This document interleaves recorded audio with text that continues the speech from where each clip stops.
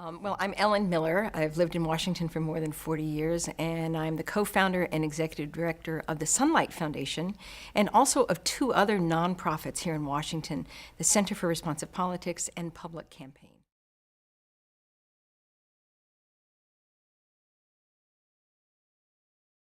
And they sat down with me, and we just brainstormed, and I learned more than I already knew about, the networking possibilities, about distributed research possibilities, about the opportunity to engage citizens, not just throw information at citizens.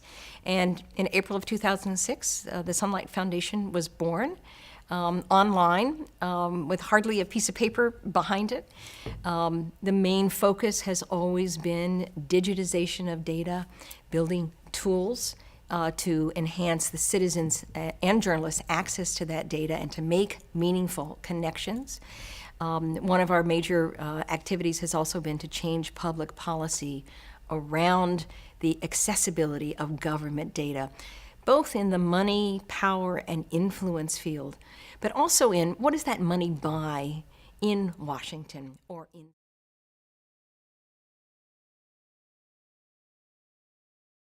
Sunlight's a sort of approach, which we think of as a starting point or an interim point, is transparency, real-time transparency of these dollars. So campaign finance reports, lobbying reports, are filed well after the fact. It's like watching a video of a bank robbery after the fact, right? You're always looking over your shoulder.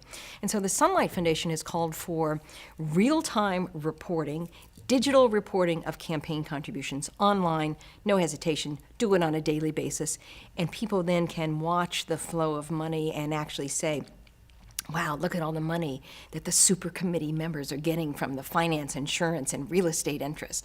Isn't that going to have an effect on the decisions that they're making? The answer to that is yes, but we cannot see that real-time reporting because they report on a quarter.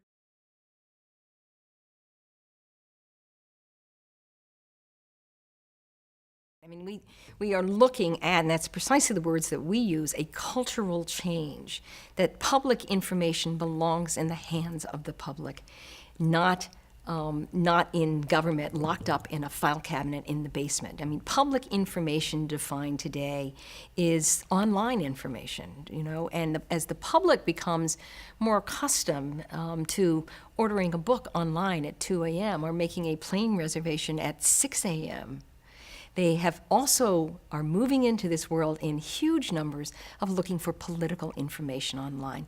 They expect to find their member of Congress on Facebook and to be able to leave a message for him or to direct tweet at that member of Congress. So the entire culture is changing around the ability of technology to allow them to engage, and it's happening in the political sphere as well on the engagement side. And government also, which is not an institution that moves quickly, is really absorbing the fact that this information is going to have to be on